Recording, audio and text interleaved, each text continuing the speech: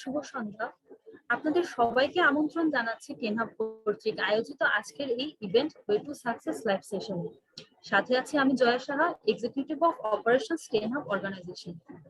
টেনহাব অর্গানাইজেশনের নেপথ্যের মোটিভটা ছোট করে বলতে গেলে, টেনহাব অর্গানাইজেশনটি বাংলাদেশের আন্ডার গ্রাজুয়েট শিক্ষার্থীদের ফ্রেশার্স হিসেবে প্রফেশনাল জব সেক্টরে বা এডুকেশনাল সেক্টরে নিজেকে একজন অনন্য ব্যক্তিত্ব হিসেবে ফুটিয়ে তুলতে যেসব ইম্পার্সোনাল স্কিলস গ্রো করার প্রয়োজন সেগুলো নারিশ করার লক্ষ্যে দৃঢ় প্রতিজ্ঞ। ওয়ে টু সাকসেস টেনহাব অর্গানাইজেশনের এমনই একটি গৃহীত পদক্ষেপ যেটা আজকে প্রথম পর্বের মধ্য দিয়ে যাত্রা শুরু করতে যাচ্ছে। প্রোগ্রামটির মধ্য দিয়ে তরুণ প্রজন্মকে অনুপ্রাণিত করতে এবং সাফল্যের লক্ষ্যে পৌঁছে দিতে বিভিন্ন অনুপ্রেরণামূলক সফলতার গল্প আয়োজন করা হবে এবং এই গল্পগুলোর মাধ্যমে সফলতা অর্জনের পেছনের পটভূমি, ত্যাগ, পরিশ্রম, চ্যালেঞ্জগুলো সবার সামনে তুলে ধরার চেষ্টা করা হবে। তো চলুন আর কথা না বাড়িয়ে আমাদের মূল প্রোগ্রামটি শুরু করা যাক। ইতিমধ্যে আজকের এই ইভেন্টে আমাদের সাথে যুক্ত হয়েছেন আমাদের আজকের গেস্ট ইনজামামুল হক ভাইয়া। টেনহাবের পক্ষ থেকে আপনাকে আমন্ত্রণ জানাচ্ছি ভাইয়া সামাজিক যোগাযোগ মাধ্যমের এই সরাসরি ব্রডকাস্টে। ধন্যবাদ টেনহাবকে এবং জয়া সাহাকে এই প্রোগ্রামটা করার জন্য। আমি মোহাম্মদ ইনজামামুল হক, আমি বাংলাদেশ এগ্রিকালচার ইউনিভার্সিটিতে ফুড ইঞ্জিনিয়ারিং এ পড়ি এবং এখন আমি লেভেল 3-তে আছি। তো ভাইয়া শুরুতেই অনুরোধ করব আমাদের দর্শকদের উদ্দেশ্যে ছোট করে আপনার পরিচয়টি দিয়েছেন, থ্যাংক ইউ ভাইয়া। শুরুতে একটু জানতে চাই করোনার এই সময়টাতে কিভাবে যাচ্ছে আপনার দিনকাল? করোনার সময় শুরুতে যদি বলা চলে সবার মতোই বাসায় বসেছিলাম, বিভিন্ন কাজ করতাম, ফ্যামিলি হেল্প করতাম আর আদার্স টাইম পাসিং করতাম বিভিন্ন ভাবে কাজ করে। আর তারপর যখন অনলাইন ক্লাস শুরু হয়, তারপর অ্যাসাইনমেন্ট, বিভিন্ন কাজ যখন শুরু হয়, তখন সবার মতো আমিও একই রকম ক্লাস নিয়ে ব্যস্ত হয়ে যাই। এভাবে চলছে। আমরা যারা একই লেভেলে আছি, মানে আন্ডার গ্রাজুয়েটদের লাইফটা মনে হয় অনলাইন লাইফে মোরলেস সবারই এরকম ভাবে কেটেছে। তো যাই হোক ভাইয়া, আমরা ইতিমধ্যে শুনেছি বিশ্ববিদ্যালয়ের ভর্তি পরীক্ষায় আপনার একটি দীর্ঘ সংগ্রামের কথা এবং আজকে আপনি বাংলাদেশ কৃষি বিশ্ববিদ্যালয়ের একজন শিক্ষার্থী। তো কিভাবে নিজেকে মানিয়ে আজকের এই অবস্থানে আসলেন এবং কেমন ছিল এই যাত্রাটি, একটু যদি প্রথম থেকে শেয়ার করতেন। ধন্যবাদ আমাকে সেই যাত্রাটা জানানোর সুযোগ করে দেওয়ার জন্য। যদি যাত্রার কথা আমি বলতে চাই তাহলে শুরু থেকেই বলবো যে যখন ছোটবেলায় ফার্স্ট আমি যখন জিকে স্কুলে ছিলাম, তো পড়াশোনা যখন ভালো করি, তখন যখন পড়াশোনা ভালো করে একজন ছেলে বা মেয়ে, তখন তাকে অবশ্যই ভালো জায়গায় চান্স নেওয়ানোর সুযোগ নেওয়া হয়। তো সেজন্য আমার আব্বু আম্মু করলো যে তাহলে জেলা স্কুলে দেওয়া হোক। আমি মেইনলি কুষ্টিয়াতেই পড়াশোনা করেছি, কুষ্টিয়া জেলা স্কুলে, দেন কুষ্টিয়া সরকারি কলেজে। তো জেলা স্কুলে দেওয়া হলো, পড়াশোনা ভালো হচ্ছে, ভালোই হয়। তো আমি সেই একদম ফুল প্রথম সারি না, বাট আমার রোল সবসময় 1 থেকে 20-এর মধ্যেই থাকতো। সেই হিসাবে অ্যাজ ইউজুয়াল প্যারেন্টসদের ইচ্ছা বাড়তে থাকে, তাদের ইচ্ছা থাকে ছেলে যেহেতু ভালো পড়াশোনা করে তাহলে ছেলে ডাক্তার হোক, ইঞ্জিনিয়ার হোক, এরকম ইচ্ছা আকাঙ্ক্ষা থাকে। সেক্ষেত্রে এরকম আমার ফ্যামিলি নানা এক্সপেকটেশন সবারই হচ্ছে কম সব বেশি জায়গায়, আমরা ফেস করি। হ্যাঁ, হ্যাঁ, সব জায়গায় ফ্যামিলি এক্সপেকটেশন থাকে, কিন্তু কয়েক জায়গায় একটু বেশি এক্সপেকটেশন থাকে যে না হলে কি হবে। তো ভালো কথা। আবার ফ্যামিলির মধ্যে যদি এমনও হয় যে একজন একটু বেশি ভালো করে, তাহলে ফ্যামিলির আদার্স সাইডে অনেক সময় একটু নেগেটিভ প্রভাবও পড়ে, এটাও আমরা দেখেছি। তা আমার সেই নেগেটিভ প্রভাবটাও ছিল। তো আচ্ছা। ভালো কথা, বড় হচ্ছি, এসএসসি লাইফ চলে আসছে। তো যখন হচ্ছে তো নানার ইচ্ছা ডাক্তার হবি, আব্বু আম্মু বলছে হ্যাঁ ডাক্তার হবি, ডাক্তার ছাড়া কোনো জিনিসে পসিবিলিটি নাই, বা এটাতেই সব থেকে বেস্ট অপশন।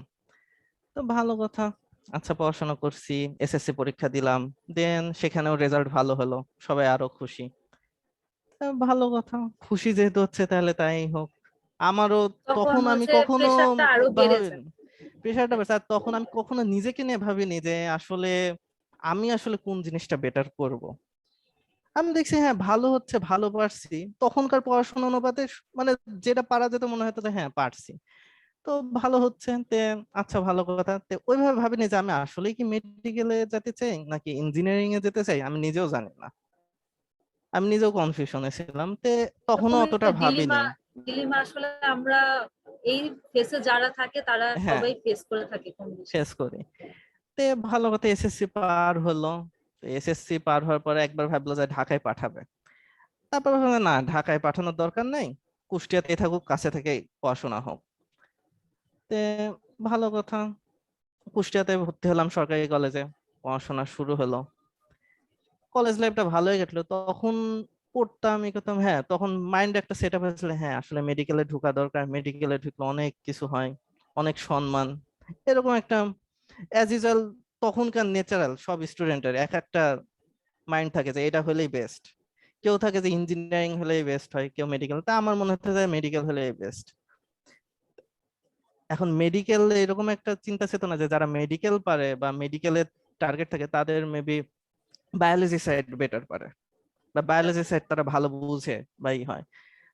আমি এইখানে একটু কনফিউজ হয়েছিলাম, আচ্ছা বায়োলজি সাইড যদি ভালো বুঝে তাহলে আমি কিসের জন্য আবার ফিজিক্স পারি, এটা নিয়ে আমি নিজে নিজে কনফিউজ হইতাম।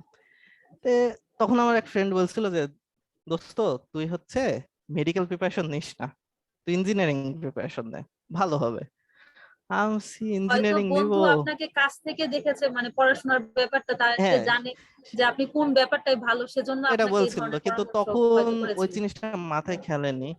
কজ আমার তার আগে নানা প্যারালাইজ হয়ে গেছিল সেটার আগে তো। নানা যখন প্যারালাইজ হয়, নানা প্যারালাইজ হয়েছে এসএসসির আগে, এই জন্য মাথায় গেঁথে গেছিল যে নানার যেহেতু স্বপ্ন, এটা আমার ফিল আপ করতে হবে। তো ভালো কথা, ফিল আপ করবে, এই জন্য তখন ওকে বলছিলাম যে, আচ্ছা সমস্যা নাই, বায়োলজি তো পারি, প্যারা তো আর নাই, হবে, মেডিকেলেই ঢুকবো। তো এখন ভালো কথা, সময় কাটছে, এসএসসি পরীক্ষার টাইম আসছে। এইচএসসি পরীক্ষা হলো। এইচএসসি পরীক্ষার টাইমে একটা অ্যাক্সিডেন্টই বলতে পারো, যে আমাদের সময় থেকে শুরু হয়েছিল যে আগে অবজেক্টিভ দিতে হবে, দেন পরে সাবজেক্টিভ। এই জিনিসটার জন্য ওটা তো কোনো প্রিপারেশন হয়নি, এমনকি কলেজের টেস্ট এক্সামেও এমন হয়নি যে আগে অবজেক্টিভ দিছে। ফার্স্ট এক্সামে কি হয়েছে কি, অবজেক্টিভ দিছে এন্ড আমি 22টার বেশি দাগাইতে পারিনি অবজেক্টিভ 40 মার্কের মধ্যে। ব্রেন সেটটা তো আসলে সেরকম হয়তো ছিল না যে অ্যান্সারে ভেবেছিলেন যে মানে রিটেন দিয়ে শুরু শুরুর করব। দিকে মানে হ্যাঁ, কোনো ফ্লো ছিল না, হাতে কোনো আচ্ছা ফ্লো আচ্ছা। ছিল না, ফ্লো উঠতে টাইম শেষ। তো তখন বুঝলাম যে এই জিনিসটাতে ওই দিন আমি একটু মন ভেঙে গেছিল যে কি হবে, আমার তো মার্কটা কমে যাবে। তো বাসায় ওই দিনটা পড়াশোনা করিনি, ভাবলাম যে না, এই দিনটা থাক, আমার সেকেন্ড পার্ট আছে, এটাতে আমি কভার আপ দিব। এন্ড ওইটার জন্য যা পারছি, মানে শর্টকাট ভাবে যে আমার যে 40 মার্ক আছে ব্যাকরণে সেটা আমি প্রপারলি তুলবো, এন্ড সেটাই তুলছিলাম এবং সেটাতেই আমার কাভার আপ ঠিক গেছিল। তা আল্লাহর রহমতে এইচএসসি তেও রেজাল্ট ভালো হয়। তো এসএসসি পরীক্ষা শেষ হওয়ার পর তো ঢাকায় সবাই as usual friend circle coaching এ গেলাম, মেডিকেল কোচিং এ ভর্তি হলাম। তো যে ভাইগুলো মেডিকেলে ছিল তাদের কথা শুনতাম, বুঝতাম, তাদের স্টোরি শুনতাম, ভালো লাগতো যে হ্যাঁ ভাইয়েরা যেতে পারছে, আমি কেন যেতে পারবো না, ভাইয়েরা এত ইজিলি গেছে, আমিও তো তাদের মতোই পড়াশোনা গেছি, তাদের মতোই ভালো স্টুডেন্ট, কেন পারবো না। এখন কথা হচ্ছে ভালো স্টুডেন্ট এই কথাটা মাথায় ঢুকানোটা হ্যাঁ, একটু ভুল হয়েছিল আমার সবচেয়ে জন্য, বড় ভুল ছিল। এটা একটা ভুল ছিল। ভালো কথা যে তাও এক্সাম দিচ্ছি, এক্সামে মার্ক ভালো পাচ্ছি, সেটা নিয়েও আমি স্যাটিসফাইড, হ্যাঁ আমি কোশ্চেন অ্যান্সার করতে পারছি, মার্কও ভালো আসছে, আই গেস আমি চান্স পাবো। তো আমি জাস্ট অনলি মেডিকেল কোচিং করছিলাম সে অবস্থায়, আর আদার্স কোনো সাইট করিনি ফার্স্ট টাইমে। তে প্রিপারেশন শেষ, তার মাঝখানে তো রেজাল্ট দিল এইচএসসি, এইচএসসি রেজাল্টটা একজন হ্যাঁ ঠিক আছে। ভর্তি ভর্তি পরীক্ষার্থী হ্যাঁ হিসেবে আমি মনে করি এটা সবচেয়ে বড় ভুল, যে ভুল, কোনো একটা স্পেসিফিক ফিল্ডের উপর হচ্ছে হ্যাঁ প্রিপারেশন নেওয়া। এটা একটা বড় ভুল, এন্ড সেটা আমি বুঝছিলাম পরীক্ষার পরে। এন্ড এমনকি আমার সাথে যারা এরকম সেম স্পেসিফিক মাইন্ডে ছিল, আমরা সবাই সেম ভাবেই এই জিনিসটা ফিল করছি যে এটা ভুল করছি আমরা। কিন্তু কথা হয় যে ওই টাইমে কেউ বলেনি যে এটা ভুল হতে পারে, কেউ বলেনি, বা যাদের কাছে জিজ্ঞেস করছি তারা আসলে চান্স পেয়ে গেছে, এজন্য তারা বলছে পড়ো পারবে, পড়ো পারবে, কিন্তু তারা এটা বলেনি যে এটা একটা রিস্কও আছে, রিস্ক আছে এটা বলেনি। তো ভালো কথা, রেজাল্ট দিল, কোচিংও শেষ হয়ে গেল, অ্যাডমিশন ফর্ম তোলার দিন। তো ফর্ম যেদিন দিছে সেদিন ফর্ম তুলতে পারিনি, কজ ঢাকায় কারেন্ট ছিল না ওই এরিয়াতে। আচ্ছা ভালো কথা, পরের দিন তুললাম। ওই দিন একটা ধাক্কা গেছে যে আসলে কি হলো আমার সাথে। ফর্ম তুললাম, এন্ড আমি শেষ টাইমে এরকম মেন্টালিটি ছিলাম যে যেহেতু আব্বু আম্মু নানা শখ, মানে এইচএসসির পরীক্ষার কিছুদিন আগে আমার নানা মারা গেছিল। তো সে কারণে আরো মেন্টালিতে গাইতে নিছি যে আমার আর কিছু জানি না, আমার মেডিকেলেই হওয়া লাগবে, আমার মেডিকেলেই হওয়া লাগবে, আমার আর কিছু লাগবে না। তো শুধু মেডিকেলের ফর্মই তুলি, আর কোনো ফর্ম তুলছিলাম না সে অবস্থায়। তো তখন মেডিকেলের তো ফর্ম তোলার পর আপনার নানা যেহেতু গত হয়েছেন তো হ্যাঁ, মেন্টালিও ব্রেকডাউন একটা হ্যাঁ সেটা একটা সিচুয়েশন ব্রেকডাউন চলছিল ছিল, হয়তো। আমার ব্রেকডাউন ছিল। জাস্ট এটাই হতো যে মেডিকেল না হলে তো আমার না, কজ লাইফটা সম্পূর্ণ আমি নানার সাথেই কাটাইছি, আব্বা আম্মুর থেকে আমি নানার সাথে কাটাতাম সারাক্ষণ। এই জন্য নানা যেটা বলতো করতো সেটাই আমি করতাম, চেষ্টা করতাম, ভালো লাগতো সব থেকে বেশি নানা খুশি হলে। তে ভালো কথা, এক্সাম টাইমের আগে যখন মেডিকেল এক্সাম তে গেছিলাম রাজশাহীতে এক্সাম দিতে, রাজশাহীতে এক্সাম দিতে যাই একটা আত্মীয়র বাসায় উঠছিলাম। তো এক্সামের আগের দিন আমি কেমন যেন লাগছিল, হাইপ হয়ে সামনে শীট দেখছি, তাও কেমন যেন লাগছে যে আসলে কি হবে, ফার্স্ট এক্সাম দিচ্ছি কি হবে আসলে। তে তখন ভাবছি আচ্ছা যা হয় হোক, প্রিপারেশন ভালো আছে, ইনশাল্লাহ চান্স পাবো। তো পরের দিন সকালে গেলাম, পরীক্ষা দিলাম। তে এক্সাম হলে যখন ঢুকলাম, ওই মোমেন্টে কেমন যেন মনে হলো যে একটা আলাদা পরিবেশে ঢুকে গেলাম, এন্ড কেমন থমথমা ভাব ফিল করছিলাম আমি, যে আসলে এটা গেলে যেটা সবাই ফিল করে।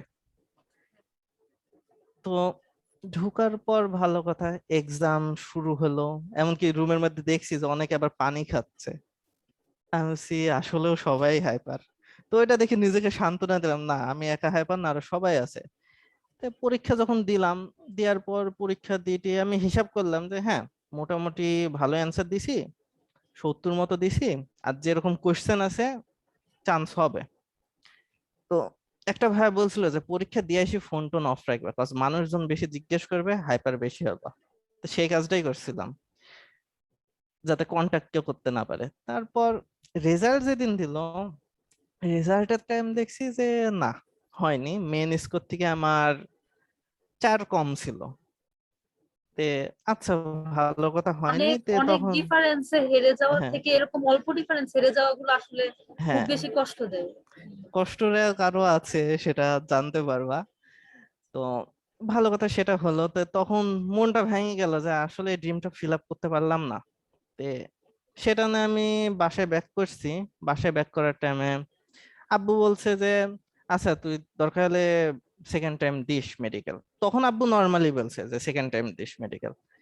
কিন্তু ওই দিনটাই তারপরে আব্বু আম্মু দুজনার মুড ধীরে ধীরে একটু চেঞ্জ হচ্ছে, কজ আশেপাশে ফ্যামিলি মেম্বাররা মজা পাচ্ছে যে ছেলে তো মেডিকেলে চান্স পায়নি, এরকম একটা মজা পাচ্ছে, সেটা নিয়েও খোঁচাচ্ছে। অ্যাজ ইউজুয়াল আমি বুঝছি যে হ্যাঁ, সমস্যা হচ্ছে। তো ভালো কথাতে সেই অবস্থায় আমি কোনো জায়গায় ফর্ম কিন্তু তুলা নেই, তখন মেবি কুয়েটের ফর্ম তোলার ডেটটা বাকি ছিল। তা আপনি তাহলে আম্মু, কি ঢাকা ইউনিভার্সিটিতে পরীক্ষা দেননি? ঢাকা ইউনিভার্সিটির পরীক্ষাটা আমি মেন্টালি স্টেবল ছিলাম না, ওই পরীক্ষাটা জাস্ট দিতে গেছিলাম। আমি বলতে পারো যে একটা ফ্রেন্ডের উপর রাগ করি, মানে সে বলছে যে ঢাকা ইউনিভার্সিটির ইংলিশ সে নাকি সব বেশি ফেল করে, বেশি ফেল করতে। আমি ওকে বলছিলাম যে আমার ঢাকাতে তো আমার পড়ার সেরকম ইচ্ছা নাই। এটা আনএক্সপেক্টেড লাগতে পারে অ্যান্সারটা, মানে আমার সেরকম ছিল না যে আমার ঢাবি পড়তে হবে, কজ আমার মাথায় তখনও মেডিকেল নেই। তো আমি ওকে বলছিলাম শোন, আমি পরীক্ষা দিব, আমি তোর জন্য আমি ম্যাথ দেখাবো না, বাট আমি ইংলিশ দেখায় দেখাবো যে ইংলিশে পাশ করা যায় and ভালো স্কোর তোলা যায়, and তোরা কি ভুল করছিস সেটা আমি বলবো। তো ঢাবির পরীক্ষার কাহিনীতে কি করছিলাম কি, আমি ইংলিশ দাগাইছিলাম এন্ড দাগাই সেটাতে আমি ঢাবিতে পাশ হয়েছিলাম, আমার সিরিয়াল মেবি 7,000 সামথিং হয়েছিল। তো যেটা অনেক দূরে। তা আমি ওকে, ও আমাকে জিজ্ঞেস করছে যে কেমনে ইংলিশ পারলি। আমি ফার্স্ট ভুল ইংলিশে তোরা যেটা করিস, যেটা প্যাসেজ কোয়েশ্চেন আসে তোরা ওটা রিড করে পড়তে যাস, এন্ড ওইটা একদমই উচ্চতর দক্ষতার কোয়েশ্চেন থাকে, তোরা ওইটাতেই টাইমটা ওয়েস্ট করিস। আমি উল্টা থেকে অ্যান্সার শুরু করছি, আর কিছুই করিনি। কজ উল্টা থেকে অ্যান্সার করার জন্য আমি 30টার ভিতর 25টা কোশ্চেন দাগানোর জন্য কম টাইম পাইছে। ওই 5টা ইচ্ছা হলে দাগালাম, নইলে না। কিন্তু আমার এদিককার 25 মার্কের অ্যান্সার কিন্তু আমার প্রপারলি হয়ে যাচ্ছে। এটা ছিল আমার ট্রিক ঢাবিতে। আর আমার ইংলিশে একটু মানে ফ্লুয়েন্সিটা বেটার ছিল, ভালো করতে পারতাম, এজন্য ইংলিশ না অতটা ভয় পেতাম না। কিন্তু তখন আমি এটা ভাবিনি যে আসলে তো আমি এটা যদি ইউজ করতাম তাহলে অন্য সাবজেক্ট গুলোতে তো হতো, পেরে যেতাম। তে ভালো কথা সেটা ঢাবি গেল। তে আব্বু জোর করে আমাকে কুয়েটার ফর্ম তুলালো, আম্মুর বলার জন্য যে কুয়েটার ফর্ম তুলো। আমি বলছি আমি ইঞ্জিনিয়ারিং প্রিপারেশন নিইনি, আমি কিভাবে কুয়েটে চান্স পাবো? এটা পসিবল না। তো জোর করে যখন ফর্ম তুলালো, ওই দিন আবার বৃষ্টি হচ্ছিল বিকালে, তো ওর মধ্যেই নিয়ে গেছে, যাই ফর্ম তুলাইছে। এখন ফর্ম তুলাইতে তো আব্বু বলছে যে, তোর তো ফর্ম তুলতে সমস্যা নাই, তোর রেজাল্ট যা আছে তুই যেখানে তুলবি অ্যাডমিট কার্ড পাবি, প্যারা নাই। তে ভালো কথা, ফর্ম তুলছে, অ্যাডমিট কার্ড পাইলাম। তো এবার কুয়েটের পরীক্ষা যখন আসবে, কুয়েটের পরীক্ষার আগে ভাবছি যে কি করব। আমি তখনও কোনো বই হাতে নিইনি, কজ আর কোথায় এক্সাম দেবো, আমার তো চান্স পাওয়ার পসিবিলিটি নাই। তে কুয়েটে যখন পরীক্ষা দিতে যাই, ওই দিন মানে সকালবেলায় কারে নিয়ে গেছে, আব্বু আম্মু দুইজনেই। তে বলছে যে ওইখানে পাশেই কাকুর বাসা আছে, ওইখান থেকে পরীক্ষা দিতে পারবে, মানে কুয়েট আর কাকুর বাসা পাশাপাশি ছিল। তা আমি এক্সামের 15 মিনিট আগে পৌঁছাইছি কাকুর বাসায়। এন্ড রাস্তার মধ্যে কিন্তু আমি ওই একটু, সময় তো আপনাকে হচ্ছে পরীক্ষার হলে থাকার কথা ছিল, মানে 15 মিনিট হ্যাঁ আগে। হ্যাঁ 15 মিনিট আগে, 15 মিনিট আগে পৌঁছাই। রিজনটা হচ্ছে আমি রাস্তার মাঝখানে অসুস্থ হয়ে গেছিলাম। মানে জাস্ট ভাবছিলাম যে কি করব, চান্স তো হলো না, সেকেন্ড টাইম কি আদৌ হবে নাকি হবে না।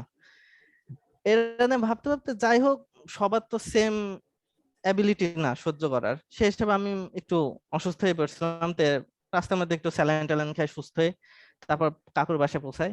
কাকুর বাসায় পৌঁছাই, তারপর বলে যাচ্ছে এক্সাম হলে ঢুকবে।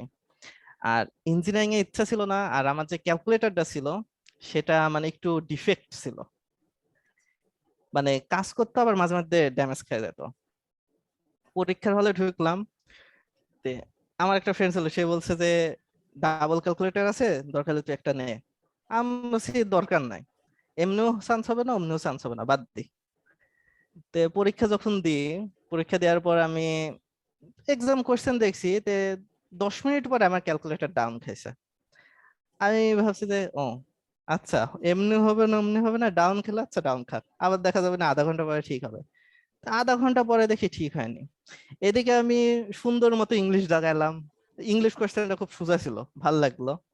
ওদিকে ফিজিক্স দাগাই দিলাম, ফিজিক্সও ভালো লাগছিল। দেন কেমিস্ট্রি দাগাই, ম্যাথ হচ্ছে কয়েকটা মানে ওই প্রশ্নের উপরে রাফ করছিলাম, করে করে 7 থেকে 8টা দাগাইছিলাম। তো হিসাব করে দেখলাম ওভারঅল মেবি আমি 320 মার্কের মতো অ্যান্সার করছিলাম। তো পরীক্ষা দিয়ে বের হওয়ার পর আম্মুকে এসে বলছি যে এখানে কিছু হবে না, না বাদ দাও, বাসায় চলো।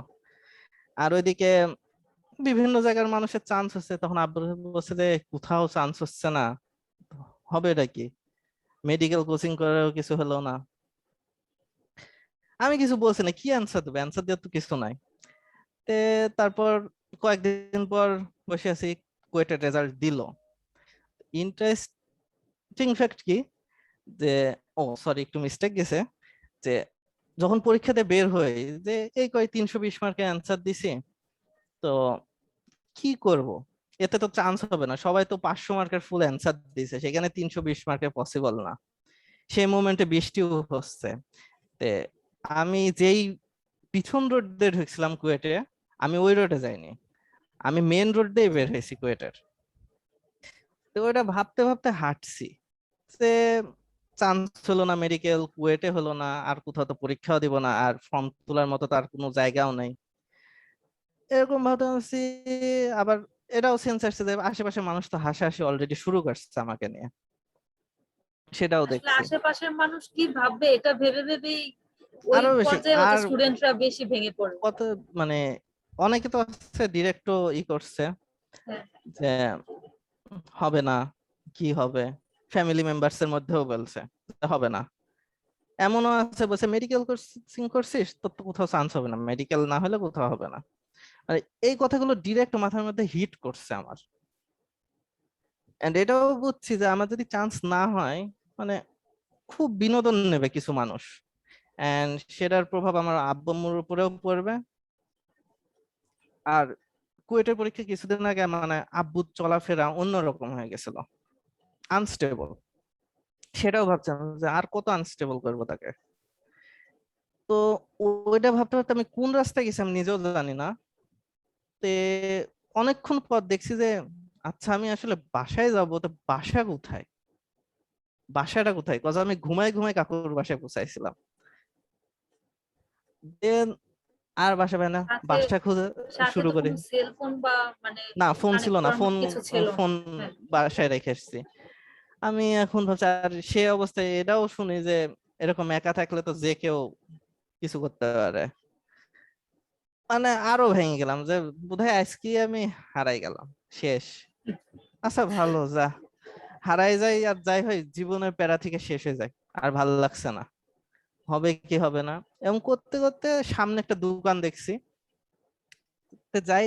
এখন আমি কাকু আমার একটু পথ ভুলে বসে, পথ ভুলে গেছে, আমি বলছি, ভুলে গেছি, কি করব, আপনার ফোনটা দিলে একটু সুবিধা হতো। তো কাকু কনফিউজ হচ্ছে যে ফোন দিবে কি দিবে না।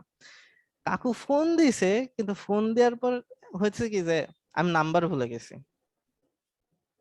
আমি নাম্বার ভুলে গেছি।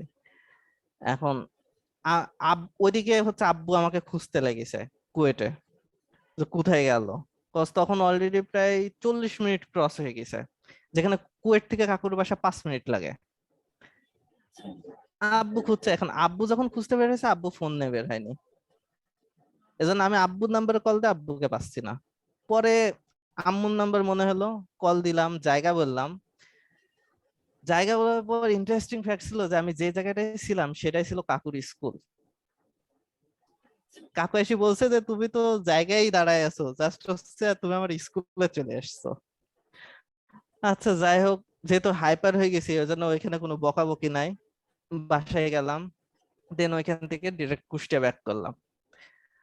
ব্যাক করার মোমেন্টেই বলছিলাম যে হবে না, তখন বলছে যে আর কি করবে, কিছু তো আর হচ্ছে না। আবার ওই টাইমে এমনও মেন্টালিটি আসছে, বলছে যে জাতীয় বিশ্ববিদ্যালয়ের ফর্ম তো তুললি না, আব্বু বলছে জাতীয় বিশ্ববিদ্যালয়ের ফর্ম তো তুলিসনি, যে ওইখানে ঢুকবি। মানে জিনিসটা এমন লাগছে যে মানে এখন জাতীয় জীবনের আর বিশ্ববিদ্যালয়ের কোনো কথা গতি নাই, জীবনই থেমে মানে গেছে। জাতীয় বিশ্ববিদ্যালয়ে আমার খুঁটা শোনা লাগবে বাপের কাছে, এটা কেমন কথা। তো আমি ভাবলাম যে আচ্ছা ঠিক আছে, শুনি। লাস্টে যেহেতু মাইন্ড সেট আপ নিয়ে কিছু পড়ান, লাস্টে বোধহয় ইসলামিক একটা পরীক্ষা দিছিলাম আমি।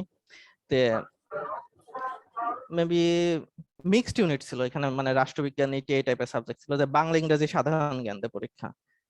তে আমি কয়েকদিন হয়তো ওই বিষয়গুলো পড়া শুরু করলাম, যে যাই ওইটাই পরীক্ষা দিই। তো পরীক্ষা দেওয়ার ওই পরীক্ষার আগে এমন হয়েছে কিছু ফ্রেন্ড সার্কেলের মধ্যে, যেটা আমাকে আরো বেশি হিট করে, যে তারা অ্যাডমিশন পরীক্ষা সেভাবে দেয়নি, মানে দু একটা দিয়ে ডিরেক্ট প্রাইভেটে ভর্তি হয়ে পড়ছে। আমার কাছে এসে সাজেশন দিছে, ভালো করে পড়, এভাবে পড় সেভাবে পড়, বিভিন্ন রকম কথা, তাহলে চান্স পাই যাবে। আমি মনে হচ্ছে বোধহয় চান্স পাই গেছে। আমি বলছি, দোস্ত কোথায় আছিস? নাম যখন বলছে প্রাইভেট ভার্সিটির নাম, তখন মানে এতটাই খারাপ লাগছে যে কোথাও ট্রাই না দিয়ে প্রাইভেটে ভর্তি হয়ে আমাকে উপদেশ দিচ্ছে, জাস্ট হচ্ছে এক জায়গায় ভর্তি হয়ে পড়ছে বলি। মানে ভর্তি হইতে পারলেই এতটা দেমাক হয়ে যায়। আমি বলছি আচ্ছা ভালো, দে, সবাই উপদেশ দেয়। মানে আর কিছুই ভাল লাগছে না, কি করব না করব।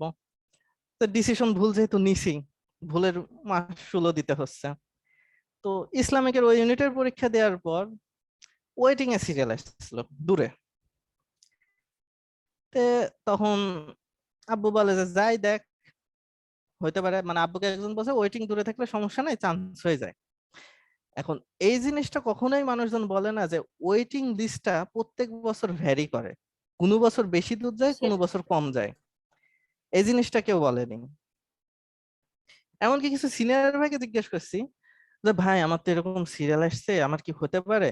বলছে আরে ওয়েটিং প্যারা নাই, লিস্টে আছো, হয়ে যাবে। আমি বলছি আচ্ছা ভালো, যদি হয়ে যায় তাও তো ভালো। তো লাস্টে গেলাম একদিন ভাইবার দিন, তো ভাইবার দিনে আমার সিরিয়াল পর্যন্ত আসেনি, বললো যে হবে না। তখন আমি ভাবছি যে এত কষ্ট করে এত দূরে আমি ভাইবা দিতে আসলাম, ভাইবাই দিতে পারলাম না, আবার ডিরেক্ট জানাই দিল হবেও না।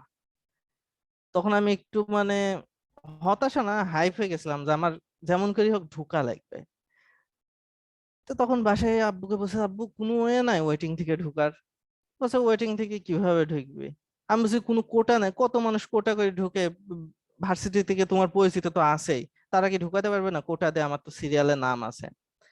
তো জিনিসটা এমন হয়েছে কি যে তখন কেউই মানে আর গুনছে না। পাই আব্বু হোক ফোন আর পাই দিছে, হোক, আমি হচ্ছে একটা ভার্সিটিতে চান্স পেলেই হলো, এই ধরনের হচ্ছে হ্যাঁ একটা এই ব্যাপার হয়ে মেন্টালিটি গেছে। চলে এসছে আমার। মানে জাতীয় বিশ্ববিদ্যালয়ে খুঁটা নেওয়ার পর মানে আমার আরোই আনস্টেবল লাগছে যে এখানেও খুঁটা। জাতীয় বিশ্ববিদ্যালয় খারাপ না, কজ ওইখানকার কেমিস্ট্রি আমার ভালো লাগে, কেমিস্ট্রি সাবজেক্টটা আমার কাছে বেটার লাগে। কিন্তু এইভাবে খুঁটা দেওয়াটা আমার কাছে খুবই খারাপ লাগছিল, যে আমাকে নিজের মানুষটা এইভাবে খুঁটা দেবে। তো ভালো কথা, আর আশেপাশে মানুষজন তো আছেই। দেন আচ্ছা ভালো কথা, হলো না যেহেতু আব্বুকে বললাম যে কোনো পরিচিত মানুষজন কোনো কাজে আসছে না। মানে সবাই ওই যে হাতি গড়তে পারলে সবাই লাথি মারার সুযোগ পায়, জিনিসটা ওইরকম হয়েছে। And চারপাশ থেকে ডিরেক্ট লাথি খাচ্ছি। এমনকি হচ্ছে আমার দাদা অসুস্থ ছিল, দাদাকে দেখা করতে গেছি, সেখানে রিলেটিভ ছিল, ডিরেক্ট মুখের উপর বলছে মেডিকেল কোচিং করছো, কোথাও চান্স হবে নাকি? আমি বলছি এতটাই নিম্ন হয়ে গেলাম, এতদিনের রেজাল্ট, এই জিনিস, এত কিছু, ভালো ছেলে, সবকিছু একশোটাই সব শেষ।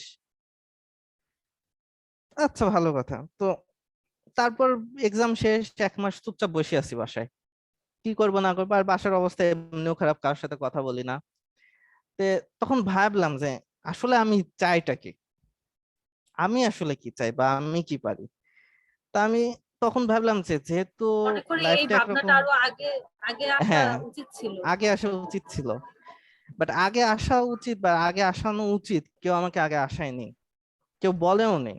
জিনিসটা এরকম কি যে মানে কিছু আমাদের ভিতরে অনেকে আছে যে যারা পারে, কিন্তু আশেপাশের মানুষজন তাকে পারতে দিতে চায় না, বা টিপস দেয় না, যে টিপস দিলেই পারবে, তাদেরকে টিপস দিতে চায় না, এন্ড আমি সেই টিপস গুলো পাইনি। তো তখন আমি ভাবি যে আচ্ছা কি করা যায়, তখন ভাবলাম যে একটা গ্যাম্বলিং করি লাইফের সাথে। যেহেতু গালি খাওয়া হয়ে গেছে তাহলে ওকে শেষ, গালি খাচ্ছি, বাট আমি এখন একটা লাইফের সাথে গ্যাম্বল করব, জুয়া খেলার মতোই। সে যে আমি ফার্স্টে মেডিকেল কোচিং এ এগেইন ভর্তি হলাম কুষ্টিয়াতেই, আব্বুকে বললাম যে আমি ভর্তি হব। তখন লজিক্যালি যে 2 জায়গায় ভর্তি হব, তে একটু রুড ভাবেই বলছি, কজ তখন আমার কাছে এটুকু মনে হচ্ছে যে এখন ভালোভাবে বলে লাভ নেই, সাময়িকের জন্য একটু ভিলেন হওয়াটা বেটার আমার মতে, সবসময় ভালো থেকে লাভ হয় না। তো বললাম যে মেডিকেল কোচিং করব, বলছে আবার মেডিকেল করবি? আমি বলছি, হ্যাঁ করবো, দাও। তো 2 দিন মেডিকেল কোচিং করে আসলাম, করে জিনিসগুলো দেখলাম, বুঝলাম। দেন আমি বললাম যে আমি আরো একটা কোচিং করব, ভার্সিটি কোচিং। বলছে 2টা কোচিং করবে মানে? আমি বলছি, কাউকে কিছু বলার দরকার নাই, তোমাকে জাস্ট টাকা দাও, আমি ভার্সিটি কোচিং করব, খুব বেশি খরচ পড়বে না, যেহেতু কুষ্টিয়ায় থাকছি, থাকা খাওয়ার খরচ তো দেয়া লাগছে না। তো ভালো কথা, 2 জায়গায় কোচিং শুরু করলাম। এমন হয়েছে যে কোনোদিন সকালে মেডিকেল, দুপুরে ভার্সিটি কোচিং। আমি অলওয়েজ রানিং থাকতাম, এন্ড সাইকেল ছিল। এন্ড একটা জিনিস আমি তখনই করতাম, কোচিং এর পর আমি কিছুক্ষণ হলেও সাইকেল নিয়ে চারিদিক ঘুরে বেড়াতাম, কজ একটা জিনিস বলছি যে হাইপ হয়ে আমি অনেকগুলো ভুল করছি, কজ হাইপ হওয়ার জন্য অনেক জিনিস আমি ভুলে গেছি। একটা জিনিস ফিল করছি যে এক্সাম হলে গেলে ওটা যে পরিবেশ, তোমার ব্রেন যদি 100 হয়, এক্সাম হলে সেটা 10 হয়ে যায়, চাইলেও মনে থাকবে না। দেন চিল থাকা লাগবে, চিল না থাকলে কাজ হবে না। তো সব জায়গায় 2 জায়গায় কোচিং করছি, রেজাল্ট করছি অ্যাজ ইউজুয়াল ঠিকঠাক। দেন কোচিং এর ভাই আমাকে মানে যেদিন ম্যাথ পরীক্ষা ছিল, ওই দিন বলতে পারো যে ওই দিন আমার একটা দরজা খুলে, দরজা খুলে বলতে যে ওই দিন আমি ম্যাথ প্রিপারেশন নিইনি, কিন্তু ম্যাথ পরীক্ষা যখন দিছে তখন ভালো স্কোর তুলছি। তে ভাই এসে আমাকে বলে যে আচ্ছা তুই না মেডিকেল কোচিং করছিলি ফার্স্ট টাইম? আচ্ছা জি ভাই। বলছে তাহলে তুই ম্যাথ কোশ্চেন অ্যান্সার কিভাবে দিলি? আমসি ভাই এটা তো পারা গেছে তাই দিছি। বলছে তুই যদি এগুলো অ্যান্সার দিতে পারিস তাহলে তুই ফার্স্ট টাইম চান্স পাসনি কেন? আমি তখন আমার কাছে কোনো অ্যান্সার নেই, তখন আমি নিজেকে জিজ্ঞেস করি বাসায় এসে, যে আসলেই তো ঠিক, যে আমি তো ম্যাথ পারি না তা তো না, ম্যাথ যে পারি না তা না, প্র্যাকটিস করছিলাম না। ওই টাইমে তখন মনে হলো যে আমি ঢাবির কোশ্চেনটা খুলে দেখি তো ম্যাথটা, ঢাবিতে তখন ক্যালকুলেটর ইউজ ছিল না।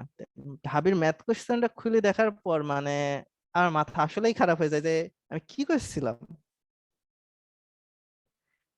ওইটা থেকে বুঝলাম যে না, আমার অরিজিনালি বায়োলজি সাইড না, আমার ম্যাথমেটিক্যাল সাইড গুলো আমি বেটার পারি। ওই মোমেন্টে আমি এটা ফিল করি যে ম্যাথমেটিক্যাল টার্ম, এন্ড সেটা আমি আগাগোড়াই ভালো পারতাম, বাট তখন ওইটা ফিল করিনি, কজ আমার মাথায় ছিল মেডিকেল। তো মাথায় এক প্রকার ঢুকে দেওয়া হয়েছিল যে হ্যাঁ, মেডিকেলে পড়তে হবে, পোকাটা চান্স ঢুকাই পেতে হবে, দিছে, যে পোকাটা নিজেকে ঢুকাই দিছে। চিনার আর সুযোগ হয়নি হয়। হয়তো। তে তখন যাই হোক মেডিকেলের দিকে প্রিপারেশন নিচ্ছিলাম, এদিকে আমি কি করতাম যে এই কোচিং এর যে বায়োলজির টপিক গুলো সেগুলো ঠিকঠাক পড়তাম, সব সাবজেক্ট পড়তাম না, বায়োলজির টপিক গুলো মেডিকেল সাইডে ঠিকঠাক পড়তাম, আর ফিজিক্স কেমিস্ট্রি আর ম্যাথ ওটা কোচিং এর সাইডেটা ঠিকঠাক পড়তাম, এমনকি এক্সামও ওই অনুপাতেই দিতাম। যে এই জায়গায় একটা এক্সাম খারাপ হয়েছে প্যারা নাই, cause ওই এক্সামটা আমার মেন ওই কোচিং এ ভালো দিতে হবে, আমি এরকম পার্টিশন করে নিয়েছিলাম। আর আমি অনেক আছে বাসায় ভাই নিয়ে পড়ে, বাট আমি মানে সিঙ্গেল পড়তে প্রিফার করি না, মানে আমার ভালো লাগে না, আমি ব্যাচে পড়তে পছন্দ করি। এই জন্য আমি দুই কোচিং নিছি, নইলে আলাদা আলাদা ভাই নিতাম। এ, যাই হোক অ্যাডমিশন টাইম এভাবে চলে আসলো। তো তখন জাস্ট আব্বু আম্মুর মুড দেখতাম নর্মাল, তো আমি জাস্ট একটা কথাই বলছিলাম যে যখন চান্স হবে তখন ঠিকই মুখে হাসি আসবে। তে চিরাচরিত ভাবে মেডিকেল এক্সাম আসলো, এন্ড এবার আমি ফুললি কনফিডেন্ট, বাট এইটুকু মনের মধ্যে রাখছি যে কনফিডেন্ট হয়েও লাভ নাই, কজ যে না কোনো হলে কিছু কিছু হতে করার পারে। নাই, হ্যাঁ, যে কোনো কিছু করতে পারে, কজ অ্যাডমিশনে লাকটা অনেক ফ্যাক্ট করে, এবার হয়তো। অনেক বড় ফ্যাক্ট করে, হার্ডওয়ার্ক লাগে, কিন্তু লাক যদি না থাকে যতই হার্ডওয়ার্ক থাকুক অনেক সময় দেখে কিছু না কিছু একটা মিস্টেক বাদে। যেমন ঢাবিতে অনেকে হচ্ছে সাবজেক্ট সিলেকশনের সময় ভুল করে, কোশ্চেন অ্যান্সার করার সময়, বায়োলজির জায়গায় ম্যাথ দেখায় দেয়, ম্যাথের জায়গায় বায়োলজি দেখায় দেয়, এরকম ভুল করে, জানা জিনিস ভুল হয়ে গেছে, কিছু করার নাই। তো পাবনায় পরীক্ষা দিতে গেলাম মেডিকেলের, তে এইটা ছিল আমার সব থেকে বড় শখ।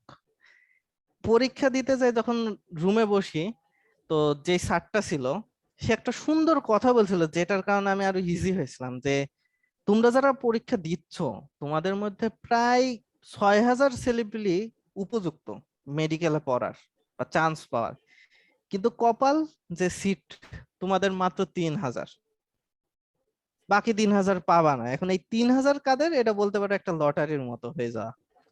সো এটাতে চান্স না পাইলেই যে লাইফ শেষ এটা মনে করবে না, আর মেডিকেল বাদেও লাইফে অনেক কিছু আছে। এই কথাটা আমার খুব ভালো লাগছিল তখন। আমি চাইছিলাম এই কথাটা যদি আমি অনেক আগে শুনতাম, আই গেস আমি ফার্স্ট টাইমে সব জায়গায় একটা ট্রাই দিতাম, কিন্তু ফার্স্ট টাইম এই কথাটা আমি পাইনি। এই কথাটা আমার খুব পছন্দ হয়েছিল ওই স্যারের।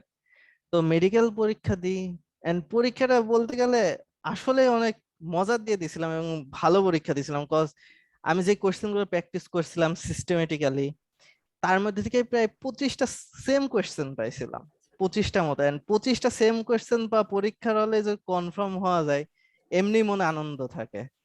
এন্ড আদার্স কোশ্চেন বাসায় এসে মিলাইলাম, সেগুলো রাইট আছে। তাই আমি ধারণা করে রাখছিলাম যে অ্যাটলিস্ট যাই হোক ফার্স্ট মানে টপ 5 যে 5টা মেডিকেল আছে তার মধ্যে অ্যাটলিস্ট আমার থাকবে নাম, আশা রাখি।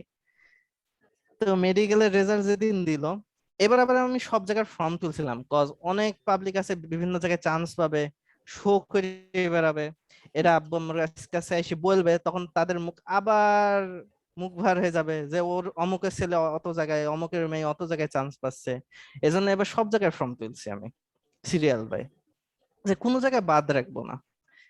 তো সেই বাদ রাখা নার জন্য যখন রেজাল্ট দেয়, রেজাল্টের পরের দিন ছিল জাহাঙ্গীরনগরের এক্সাম। তে রেজাল্টের দিন রেজাল্ট যখন আসে আমি রেজাল্টটা দেখি হয়ে গেছিলাম, যে আমার স্কোর যেটা আসছে সেটা চান্স পাওয়ার স্কোরই আসছে, বাট ওই বছরই 5 মার্ক মাইনাস রুল করলো, যে সেকেন্ড টাইম দিলেই 5 মাইনাস। আগে তো সিস্টেম ছিল যে যারা ভর্তি থাকবে তাদের মাইনাস, কিন্তু সে বছর শুরুই করলো যে ভর্তি না থাকলেও সেকেন্ড টাইম দিলেই 5 মাইনাস। 5 মাইনাস করার পর আমার যে স্কোরটা আসে সেটা মেন স্কোর থেকে 1 কম। তো ওইটা দেখার পর ওইটা দেখার পর নিজেকে আসলেই প্যাথেটিক লাগছিল, যে মানে চান্স পাইও চান্স পাইনি। খুবই সুন্দর। ওইটা দেখার পর পরের 2 দিন জাহাঙ্গীরনগরের 2টা ইউনিটের এক্সাম ছিল, আমি দিতে যাইনি, কজ দেয়ার মুড না, যে এত হার্ড ওয়ার্ক পরিশ্রম করে কিছু হলো না তাহলে আর কি দেয়ার থাকলো। আমি মনে করি এটা হয়তো আপনার ভুল ছিল, অন্তত অ্যাটেন্ড করা উচিত ছিল, হয়তো অ্যাটেন্ড মানসিক করা সেটআপ উচিত সেটা ছিল। ছিল না। হ্যাঁ, হ্যাঁ। তে তারপর যাই হোক মেডিকেলেরটা গেল।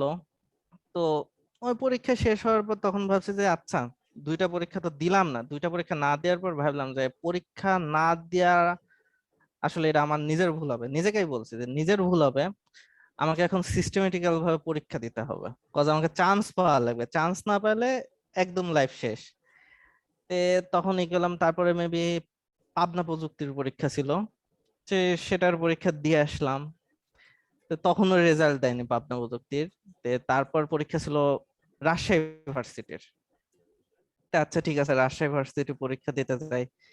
তে রাজশাহী ইউনিভার্সিটির পরীক্ষা দিতে যাই, রাজশাহী ইউনিভার্সিটিতে প্রায় 4টে ইউনিটের ফর্ম তুলছিলাম, যে কয়টা ইউনিট আছে সায়েন্সে দেওয়ার মতো।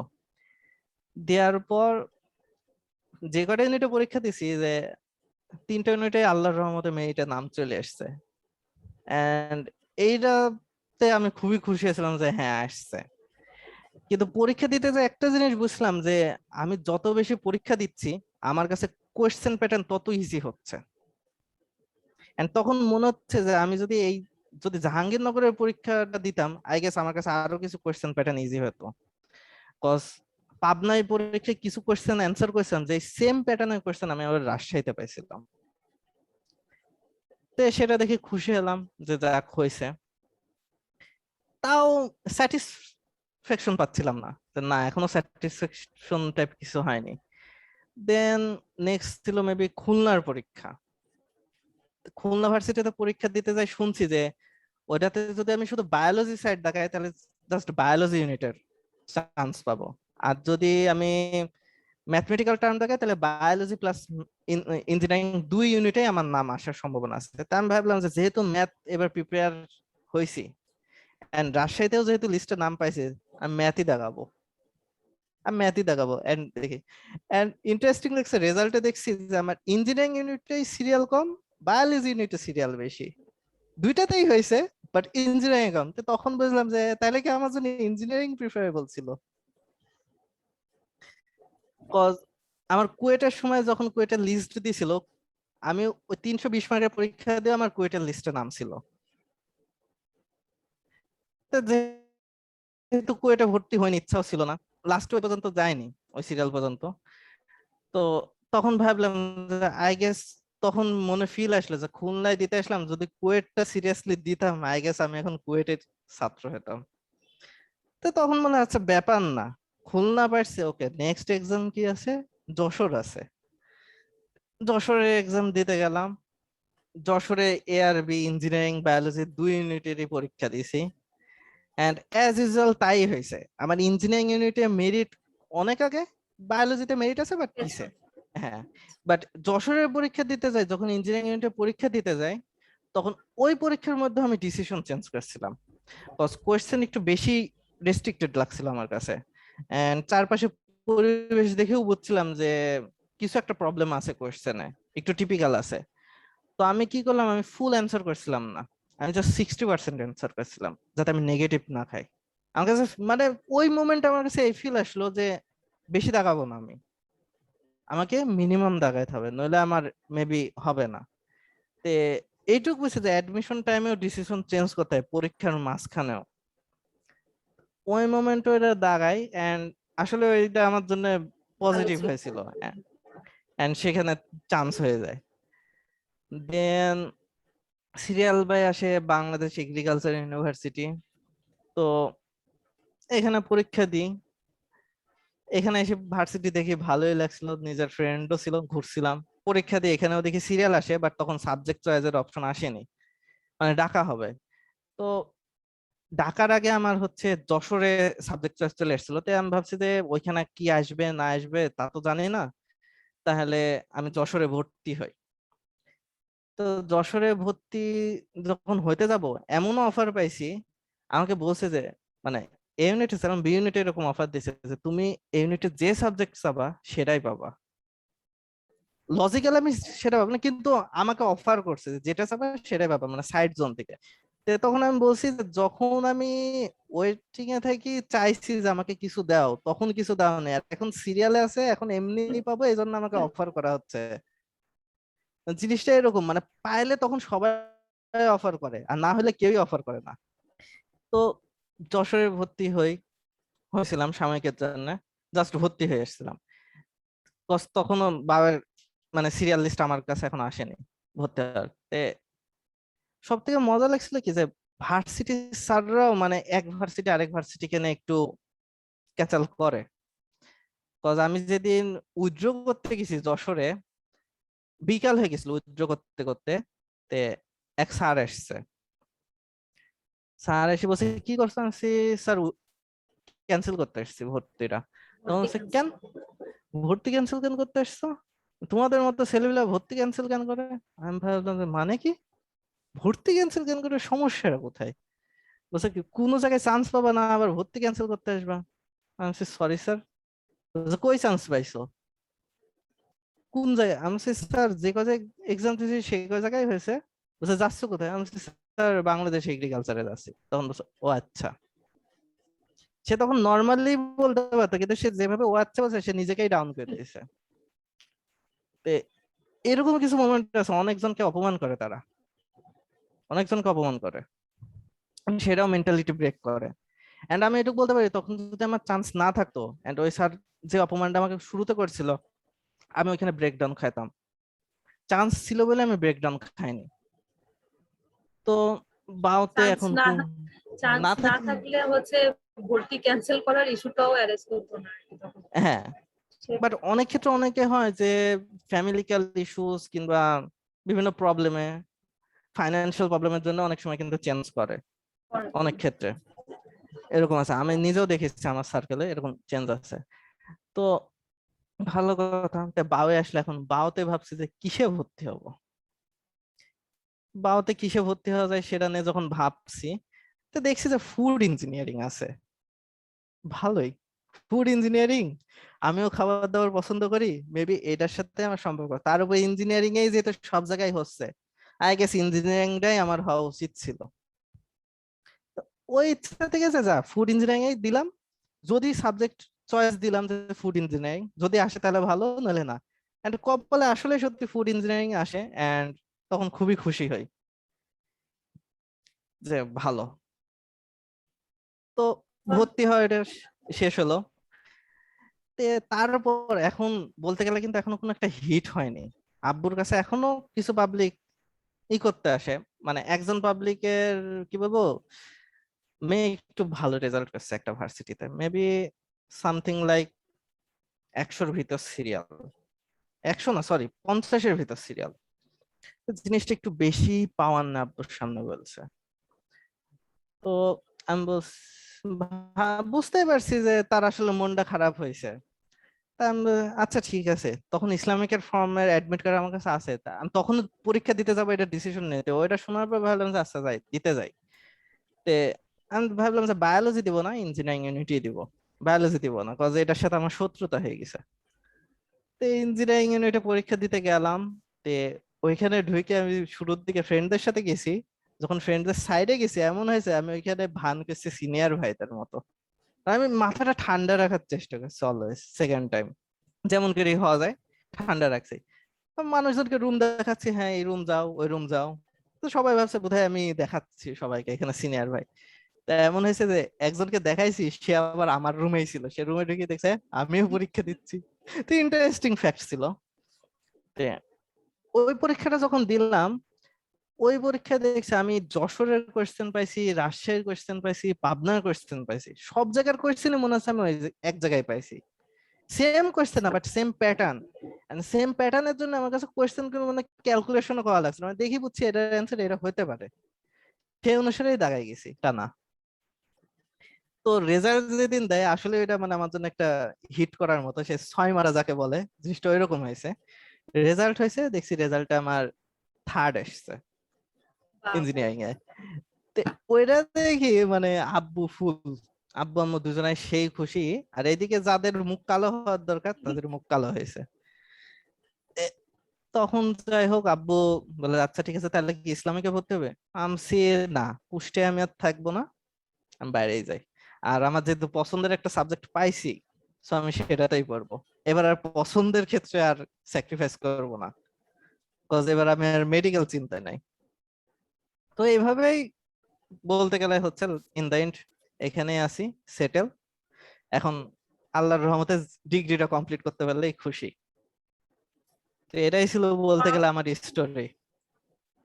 করোনার কারণে তো হচ্ছে এদিক থেকে আমরা অনেক মানে পিছিয়ে হ্যাঁ, গেলাম, প্রায় 1.5 বছর গ্যাপ চলে গেছে। গ্যাপ লজিক্যালি চলে এই আসছে। টাইমে আমি গ্রাজুয়েশন কমপ্লিট হয়ে যেত আমার, বাট সেটা আটকে আছি। আচ্ছা। এমনকি তো আমার ভাই, নিজের ফ্রেন্ড সার্কেলও। তো ভাই বলতে গেলে হচ্ছে আপনার সাথে যে এই ঘটে যাওয়া ঘটনাগুলো আহ, শুনতে একেবারেই গল্পের মতোই মনে হচ্ছিল, কিন্তু এতটা সংগ্রামের পর বা এতটা স্ট্রাগল করে হচ্ছে আপনি শেষ পর্যন্ত মনোবল নিয়ে টিকেছিলেন বলেই আশা করি হচ্ছে আপনি আজকে আপনার লক্ষ্যে পৌঁছাতে পারছেন। তো সেক্ষেত্রে হচ্ছে আজকে আমাদের মতো যারা তরুণ প্রজন্ম খুব তাড়াতাড়ি যে কোনো অপ্রাপ্তিতে হতাশ হয়ে পড়ি আমরা। তো বিশেষত এইচএসসি আর এই আন্ডার গ্রেডের মধ্যকার সময়টায় মোরলেস সবাই এমন একটা ফেজের মধ্য দিয়ে আমরা যাই। সেক্ষেত্রে আপনার এই গল্পটি হতে পারে একটা ইন্সপিরেশন এই ধরনের ফেজে দিয়ে যারা যাচ্ছে। তো যাই হোক, এই সামাজিক যোগাযোগ মাধ্যমে এই মুহূর্তে আমাদের সাথে যারা এখনো যুক্ত আছেন তাদেরকে একটু জানাতে চাচ্ছি, টেনহাবের এই নতুন এবং তৃতীয় ইনিশিয়েটিভ ওয়ে টু সাকসেস আজকের এই প্রথম পর্বের মধ্য দিয়ে যাত্রা শুরু করেছে। ইভেন্টটি মূলত কিভাবে সাজানো হয়েছে আশা করি আজকের প্রোগ্রামটির মধ্যে দিয়ে কিছুটা আংশিক উঠে এসেছে। যদি আপনার জীবনের চড়াই উতরাই পেরিয়ে কোনো প্রাপ্তির এমন ঘটনা থেকে থাকে এবং আমাদের সাথে টেনহাবের প্ল্যাটফর্ম থেকে সেটা শেয়ার করতে ইচ্ছুক হন, তাহলে অবশ্যই আপনার গল্পটি মেল করুন আমাদের মেল অ্যাড্রেস officials.tenhub@gmail.com এ, অথবা আপনার গল্পটি লিখে পাঠাতে পারেন আমাদের ফেসবুক অথবা লিঙ্কডইন পেজে। আপনাদের থেকে প্রাপ্ত গল্পগুলো থেকে সেরা গল্প নিয়ে আবারও দেখা হবে ফেসবুক লাইভে। এবং আজকের এই গল্পটি খুঁজে পেতে ভিজিট করুন আমাদের টেনহাব অফিসিয়াল ইউটিউব চ্যানেল। আমি শেষ করার আগে আরো একবার ধন্যবাদ জানাতে চাই আমাদের আজকের গেস্ট ইনজামামুল হক ভাইয়াকে, এবং কামনা করি তার একটি উজ্জ্বল সুন্দর ভবিষ্যতের জন্য। ভাইয়া, আপনি যদি দর্শকদের উদ্দেশ্যে সর্বশেষ কোনো পরামর্শ শেয়ার করতে চান। দর্শকদের উদ্দেশ্যে যদি বলি যে আমার ছোট ভাই বোনদের জন্য আমি কয়েকটা কিছু ছোট টিপস দিতে চাই, যেটা আসলে অনেক সাহায্য করবে। যে ফার্স্ট অফ অল, যে তুমি মেডিকেল করবা না ইঞ্জিনিয়ারিং করবা, এটা সম্পূর্ণ তুমি নিজে বুঝতে পারবা। তুমি নিজেকে যদি কিছু বিষয় নিয়ে নিজেকে জিজ্ঞেস করো যে তুমি আসলে কোন সাইডটা বেটার পারো, কজ তোমার বাসা থেকে মেডিকেল বলছে বলি যে তুমি মেডিকেলেই যাবা, এটা ফ্যাক্ট না। আলোচনা করার ট্রাই করো। কথা কাটাকাটি হতে পারে বাট একটু যদি কথা কাটাকাটি করতে পারো, এটা তোমার জন্য বেটার হবে, কজ ফিউচারে একবার ধাক্কা খেলে তখন সেটা সহ্য করা একটু কঠিন হয়। এন্ড এইটুক বলবো যে অ্যাডমিশন কোচিং নিয়ে আমাদের কিছু ভুল ডিসিশন হয়। সেই ডিসিশনের ক্ষেত্রে আমি একটা কথাই বলবো যে ফুললি মেডিকেল করবা না, বাট হ্যাঁ মেডিকেলের খুব ইচ্ছা আছে, তুমি মেডিকেলে যেতে চাও, সেক্ষেত্রে তুমি মেডিকেল কোচিং করো, কিন্তু সাথে একটা সিঙ্গেল ভাবে ভার্সিটি ম্যাথের কোনো কোচিং করবা, বা কোনো একটা ভাইয়া রাখলা যে তোমাকে ভার্সিটি ম্যাথ সলিউশন করাই দেবে। কিংবা তুমি যে শুধু ভার্সিটি কোচিং করো, তাহলে সেক্ষেত্রে তুমি একটা বায়োলজি টিচার রাখবা, যাতে তুমি বায়োলজি ইউনিট গুলো এক্সাম দিতে পারো। কজ এই জিনিসগুলো যদি করতে পারো, আই গেস প্রিপারেশনটা বেটার থাকবে।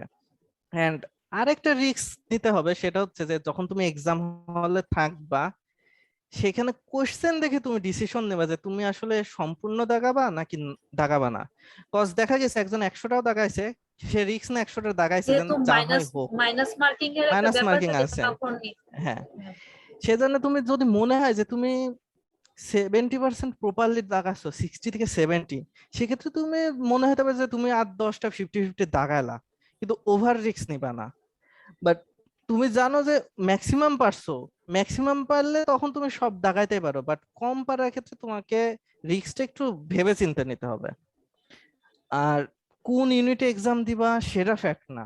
আমি এটুকুই বলবো যে ফাইনান্সিয়াল প্রবলেম যদি না থাকে তোমার, আমি বলবো ম্যাক্সিমাম জায়গায় এক্সাম দাও। কজ তুমি যত বেশি এক্সাম দিবা, তোমার কাছে কোশ্চেন প্যাটার্ন তত ইজি হবে এন্ড সেম কোশ্চেন পাবা। যদি আমার কথাই বলি যে আমরা যে অ্যানোড ক্যাথোডে কপার জমার যে ম্যাথটা করি খাতায়, এটা আমাদের এসএসসি পরীক্ষা আসে, and এটা একটা মোস্ট ইন্টারেস্টিং ম্যাথ আমাদের ছেলে মেয়েদের কাছে। সেই ম্যাথটা আমি 3 জায়গায় সেম ভাবে পাইছি, জাস্ট একটা করে ডাটা চেঞ্জ, কিন্তু এই একটা ডাটা চেঞ্জের জন্য কোনো হিসাবের চেঞ্জ হচ্ছে না। সো আমি ম্যাথের অ্যান্সারটা আমি ক্যালকুলেটরে হিসাব না করেও বসাই দিয়েছি। অনুমান করে সেটাই রাইট অ্যান্সার ছিল, যেটা আমাকে অনেক সময় সেভ করাইছে। এন্ড ম্যাথের ক্ষেত্রে বলবো যে ম্যাথ ফুল বই পড়ার দরকার নাই, ফুল বই প্র্যাকটিসের কোনো ট্রিক্স দরকার নেই। শিখলেই আসলে ভার্সিটি হচ্ছে কোশ্চেন গুলো ম্যাথটা কোপ আপ নিবা, করা যায়। কোন ভার্সিটিতে কোন টাইপ ম্যাথ আছে জাস্ট সেইগুলো সলভ করবা। আর যদি ট্রিক্স এর কথা বলি, যে শর্ট ট্রিক্স, আমি এটুকু বলবো শর্ট ট্রিক্স সবসময় সেফ না, সবসময় শর্ট ট্রিক সেফ না, অনেক সময় একটু লং ট্রিকটাও বেটার। এন্ড সব থেকে বেটার হয় ট্রিকটা যদি তুমি নিজে বের করো।